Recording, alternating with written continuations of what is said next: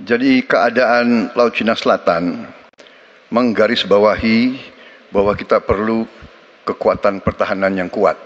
Kita perlu platform untuk patroli, kita perlu satelit, kita perlu banyak sekali.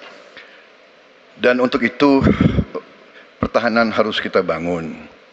Dan tadi ya sekali lagi Pak Anies ngomong-ngomong barang bekas, karena Pak Anies rupanya tidak mengerti masalah pertahanan. Ya, tidak.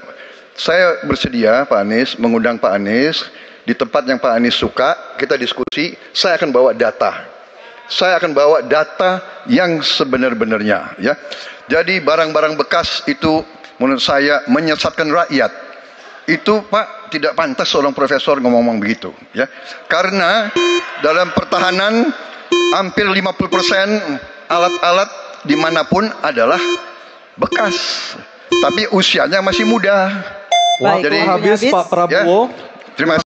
Jadi keadaan Laut Cina Selatan menggarisbawahi bahwa kita perlu kekuatan pertahanan yang kuat.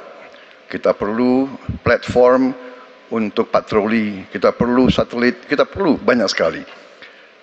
Dan untuk itu pertahanan harus kita bangun. Dan tadi ya sekali lagi Pak Anies ngomong-ngomong barang bekas, karena Pak Anies rupanya tidak mengerti masalah pertahanan. Ya, tidak.